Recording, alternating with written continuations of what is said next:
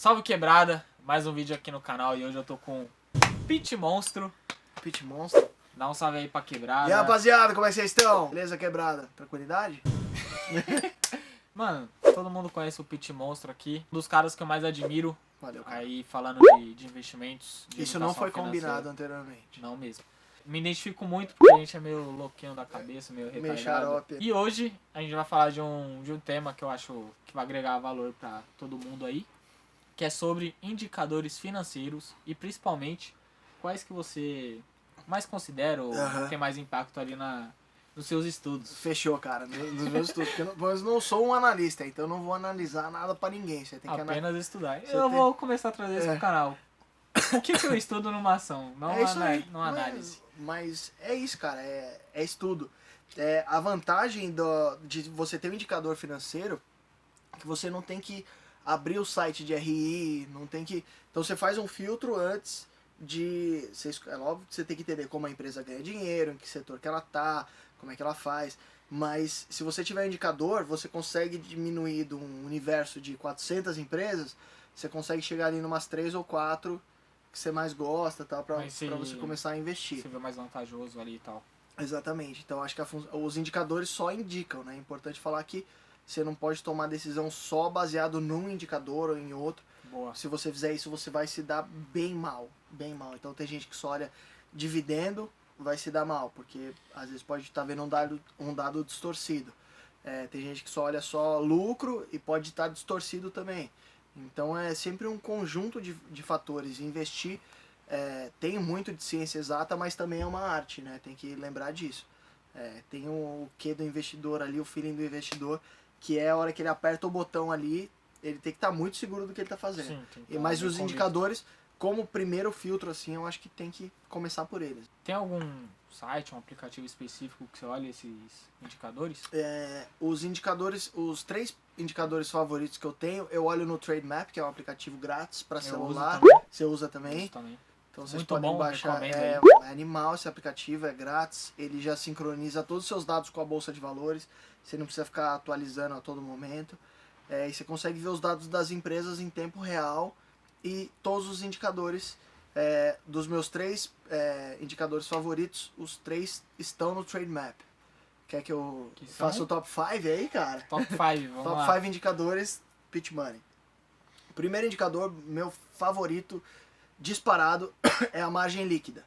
A margem líquida é o tanto que a empresa teve de lucro líquido dividido pela receita. E por que eu gosto de começar por ele? Porque eu não gosto de empresas que são enormes. Tem empresas que são enormes. Petrobras é enorme, Certo. mas ficou muito tempo sem ganhar dinheiro. Ficou muito tempo no prejuízo. Já não me apetece tanto, já não invisto. Então, eu não gosto de empresas que são muito infladas, muito inchadas, ou seja, empresas que faturam muito, emitem muita nota, mas não conseguem converter aquilo em lucro. Certo. Por mais que as empresas tenham uma função social e tal, a finalidade de toda empresa é ter lucro. Sim. E você, como dono da empresa, você quer que ela tenha mais lucro. Então, a margem líquida, ela mede a cada R$100 que a empresa fatura, que ela tem de receita, o quanto que sobra de lucro. Para mim, se eu tivesse que escolher só um indicador, seria esse. Mas, como eu disse... E aí, no caso da margem líquida, quanto maior, melhor. Quanto maior, melhor. Exatamente. E se tiver negativo, esquece. Sai dessa empresa aí. Exatamente. E porque a margem líquida negativa significa que a empresa está tendo prejuízo. E como não existe receita negativa, então, se negativo, é porque a empresa está tendo prejuízo. E é importante também, para quem baixar no Trademap, a hora que você olhar a margem líquida, se você for passando o dedo, ele vai te mostrando a margem líquida trimestre por trimestre. Então não adianta você olhar a margem líquida de um trimestre só, porque somos investidores de longo prazo, certo? Exato. Então no Trademap ele te mostra nos últimos 5 anos, você vai passando o dedo e ele vai te falando trimestre por trimestre como está a margem líquida. É importante você fazer uma média na hora que você compara com outras empresas. Boa. E tem como você plotar no gráfico, como você vê no gráfico, comparar empresas diferentes. Ah, quero comprar uma elétrica. Você coloca lá todas as elétricas, escolhe margem líquida, vai passando o dedo e vê qual empresa que tem. Comparar no mesmo segmento ali. Não pode comparar xoxo com a abobrinha, né, meu? Exato. Tem que comparar empresas similares. Sei lá, um banco com uma elétrica. Não faz sentido. Não faz sentido. Você tem que escolher os seus setores favoritos e depois, dentro daquele setor, tentar identificar a melhor ou as melhores empresas que estão ali. Então, meu primeiro indicador favorito, meu primeiro indicador favorito, e o meu indicador mais favorito, o indicador que eu mais gosto é a margem líquida, sem sombra de dúvida. Boa. Em segundo lugar, que também é um indicador de eficiência da empresa, é o ROI, que é o tanto ROE, Return on Equity, ou seja, quanto que a empresa dá de lucro sobre o patrimônio líquido que ela tem. Por que eu uso o ROI em segundo lugar e não em primeiro? Porque no numerador você tem o return, que é o lucro, Sim. e no denominador você tem o patrimônio líquido. Tem muita gente que acha que o ROI é o melhor indicador, só que o ROI ele tem uma pegadinha que poucas pessoas se atentam, que é uma empresa que tem prejuízo, ou seja, um lucro negativo, dividido por um patrimônio líquido negativo, que pode ter, você como um bom contador sabe que se o passivo é maior do que o ativo, o patrimônio líquido é negativo. Que a gente chama de PL virado. PL virado. Caralho, peguei a visão, cuzão. É isso mesmo. Então, você pode dividir um número negativo por outro negativo, dar um positivo e te dar a falsa sensação que aquela é uma boa empresa para você investir e de fato não é. É uma empresa totalmente lascada. Então, por isso que eu passo pelo filtro da margem líquida antes de ir pro ROI. Antes de chegar no ROI. Boa, exatamente. Boa estratégia. Então, eu sigo esse funil de margem líquida, ROI, e aí depois eu vejo o quanto que a empresa está me pagando. Porque quando você compra uma ação de uma empresa, uma fatia de uma empresa, você quer que ela te remunere. Sim. Mesmo que ela não te remunere agora, provavelmente no longo prazo, em algum momento, ela vai se estagnar e vai começar a distribuir mais os lucros. Então, o meu terceiro indicador favorito é o dividend yield, que é o tanto que você recebeu em reais nos últimos 12 meses, é maravilhoso.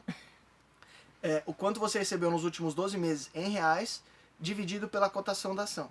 Quanto maior, melhor também. Até então, quanto maior, melhor, porque são indicadores de produtividade e de dividendos. Então, é o que a gente quer. Empresas lucrativas e empresas boas pagadoras de dividendos. E aí, a gente vai para o quarto indicador favorito meu, que é a dívida líquida sobre o EBITDA.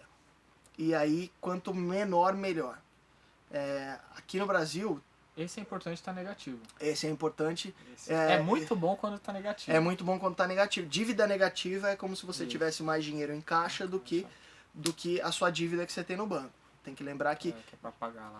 Dinheiro na mão, quando você tem dinheiro na mão, você recebe, e quando você está devendo, você tem que pagar os juros. Então, muita gente crucifica os juros, fala, não, os juros são um negócio que ferra a sociedade capitalista. Não. O juro pode ser bom. Se você tiver dinheiro, o juro é bom. Exato. Se você está devendo, o juro é ruim.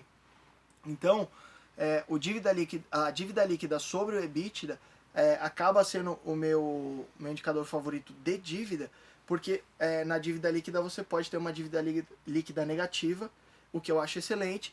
Então, esse é o meu quarto indicador favorito. Lembrando que EBITDA é o lucro operacional da empresa. Então, a empresa faz breja, quanto que ela ganha vendendo breja. Não, tô dando esse exemplo ao acaso. Se a empresa apenas um exemplo, galera. Se a empresa faz breja, quanto que ela tem de lucro vendendo breja? Tirando o que ela tem de despesa financeira, tirando essas outras coisas que às vezes atrapalham a análise. Então você vê o quanto que o core business, o tanto que aquela empresa é focada em fazer um negócio, o quanto que ela consegue lucrar. Então a dívida líquida sobre o EBITDA, quanto menor, melhor. E aí eu já evito empresas com acima de 2,5, eu já penso em ficar longe. Certo. Beleza? Mas esse já é o quarto indicador, então eu já passei por vários funis. Até chegar nesse. E o último é a dívida bruta, que é o tanto que a empresa deve pro banco, independente do tanto que ela tem em caixa. É o geralzão, tanto que ela tem dívida do banco, dividido pelo patrimônio líquido. Então eu não gosto de empresas que tenham uma dívida maior do que o patrimônio dela. Eu acho que é estranho você dever mais do que o seu patrimônio. Eu acho que é um pouco perigoso. Então eu sigo esse funil aí, esse pra mim é o menos importante, até mesmo porque as pessoas têm que lembrar que um pouco de dívida é bom para a empresa. Sim. Não é ruim ter dívida. Porque quando você tem dívida e você paga juros da dívida, você diminui a sua base tributável do lucro. Temos um contador, explica o porquê que ter um pouco de dívida é bom. Vai, contador. Vou pegar uma Heineken. Tô zoando.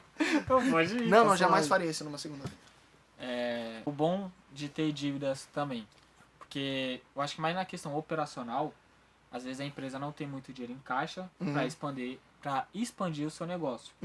Então, automaticamente, às vezes ela emite debêntures ou até empréstimos em bancos, que aí entra mais na questão de dívida relacionada a debêntures e empréstimos bancários. Então, ela pega esse recurso para expandir o negócio. Às vezes ela tem um puta de um projeto foda. Vou deixar de fazer um projeto foda porque eu não tenho dinheiro. Não, você tem que executar. Se o projeto é foda mesmo, você vai pagar o juro e ainda vai sobrar alguma coisa. Vou trazer aqui um exemplo. Pega um banco novo aí, sem citar nomes. Aí o cara quer abrir 10 mil agências. Não tem dinheiro em caixa para abrir essas 10 mil agências. A opção que ele tem, debêntures, ações e empréstimo. Normalmente pode abrir um IPO aí, porque não vai pagar juros, né? O cara só vai... Mas vai ter que dividir o lucro se o negócio for muito bom. Distribuir ali uma parte do capital. Debêntures. Eu acho que normalmente é um juros muito abaixo do mercado comparado a bancários. Sim. Então eles podem pagar menos juros. Ou se eles não quiserem, aí recorre para empréstimos bancários, que aí vai pagar mais juros. E aí entra a questão da dívida. Sim. De qualquer forma aqui, eu acho que tirando ações, porque eu acho que não caracteriza como uma dívida, mas debêntures e empréstimos é uma dívida para a empresa, mas é alguma forma dela pegar recurso financeiro para expandir aí o seu market share, que seja aí no mercado. E aí como ela vai ter que pagar juros, porque ela contrai uma dívida, a base tributável, então você chega na DRE lá, a base tributável que você vai ter que pagar sobre o imposto de renda, você diminui a base porque você tem um pouco de dívida, você gastou com juros, então um pouco de dívida é saudável, porque teoricamente você tem menos lucro e o imposto de renda que você paga sobre o lucro também acaba sendo diluído. É isso, contador? Procede? Ou o economista tá falando bosta? Não, tá certo. Você manja mais que eu dessas porra aí. E uma coisa que eu gosto de analisar muito, analisar não, Estudar. CVM, tamo junto. Que foi inclusive de um último vídeo que eu fiz, onde eu estudei uma ação que eu vi que, se tratando de... Eu não me lembro se foi liquidez corrente. Enfim, era relacionado a alguma coisa do passivo. Onde eles tinham captado... O passivo tinha aumentado muito. E aí eu fui abrir lá a demonstração financeira, fui ver do que se tratava esse passivo. E era justamente relacionado a uma aquisição de uma empresa. Sim. E se tratava ali de empréstimos e tal. Pra expandir a operação. Pra expandir a operação, Comprou justamente. concorrente, basicamente. Comprou concorrente, que era menor que eles, mas... Enfim, comprou... outra. Não. Que? Luiz. Comprou em 2017. Tá. Mas eles estavam pagando a longo prazo e tal. E aí que entra nesse ponto. Ter dívida não é ruim quando se trata de expandir o seu negócio. Exato. É por isso que eu olho o ROI, por exemplo, ou a margem líquida antes. Porque, por exemplo, se a empresa, a cada 100 reais que ela fatura, ela tem um lucro de 40, acho que a margem líquida da Ambev está mais ou menos nisso daí. Se ela lucra 40 a cada 100 reais que ela fatura, ela pode tomar uma dívida a 6% ou a 7%, sendo que a cada 100 reais que ela tem de receita, ela ganha 40. Então, faz muito sentido. Por isso que eu faço o funil dessa forma. Eu passo pelos indicadores de lucratividade antes, e se tiver um pouco de dívida ali no final, não tem problema nenhum. A dívida é mais para empresas totalmente excelentes nesses 4 primeiros indicadores. Como é que você tira ali a diferença? Como é que você escolhe uma? Porque eu não gosto de ter muita empresa do mesmo setor. Acho que a diversificação tem que ser entre setores. Como é que você escolhe a melhor? Então eu vou seguindo essas etapas aí. Entrando muito nessa questão de dívida, eu gosto de muito comparar também quando uma pessoa vai abrir um negócio. Porque nem sempre a pessoa tem 100% do capital que exige para abrir um negócio. Lógico. Então, normalmente não tem. Normalmente não tem. Tem uma puta ideia, mas não tem a grana. O dinheiro em si. Ela recorre a empréstimos. Ou seja, a pessoa física, naquele momento, tá pegando uma dívida, que seria um empréstimo, para abrir um negócio, expandir ou abrir uma nova filial, enfim. Ou até começar o negócio. Ou até começar. E aí entra muito no que a gente tá falando.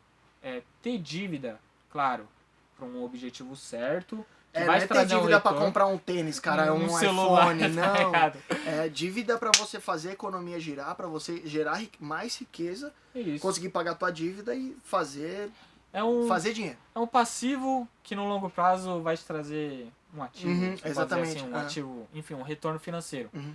E é isso, eu acho que essa questão da dívida faz total sentido. Tem que ter um Que pouco. normalmente nas demonstrações financeiras, eles detalham do que se trata cada passivo, cada dívida. Tem ali, nas notas explicativas. nas notas lá. explicativas. Você que lê essas porra, eu não leio não. Não só leio, como eu auxilio a fazer, né? Ah, danado, sabia. E é isso. Fechou? Fechou. Você acha bom? Você quer Não, tá ótimo. incluir mais algum aí que você acha importante? Um que eu acho muito importante, que a gente tá comentando umas conversas aqui antes, é o relatório de auditoria. Sim.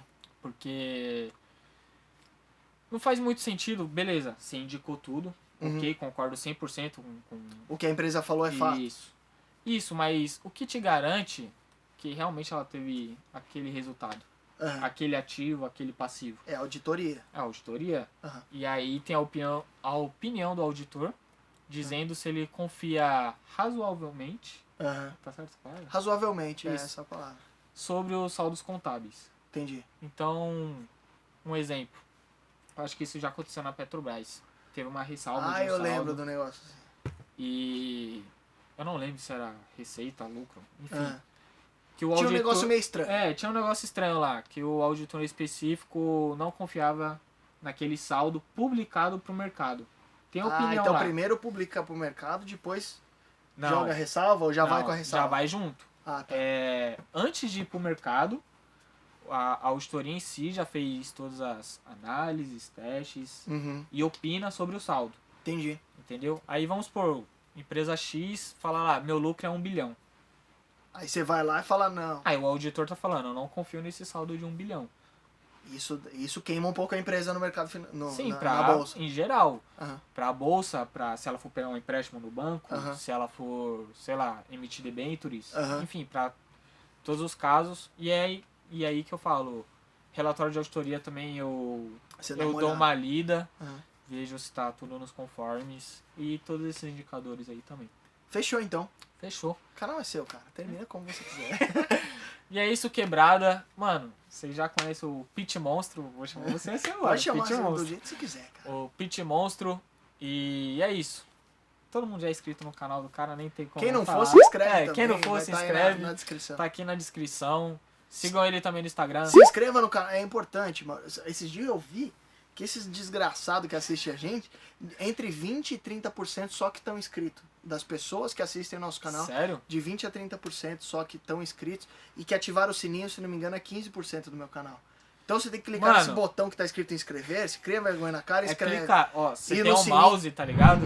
Aí exato. você tem o É só em clique lá. cima, não vai cair o dedo não, Não. tá? E se Você cair, Não, se cair você vira presidente. fica essa no ar. parte- Quem entendeu, entendeu. Aqui é sem frescura. Fechou? E é isso. Se inscrevam aí no canal do Pit Money. Se inscrevam aqui no canal também. Tá aqui escrito o Instagram dele. Segue aí. E é isso, mano. Fechou, mano. Fechou. Valeu, Tamo vou voltar junto. mais vezes, cara. Tamo Fechou. junto. Já me convido, mano. É. Foda-se. Pode encostar. Tamo junto. Abraço. Falou, quebrado.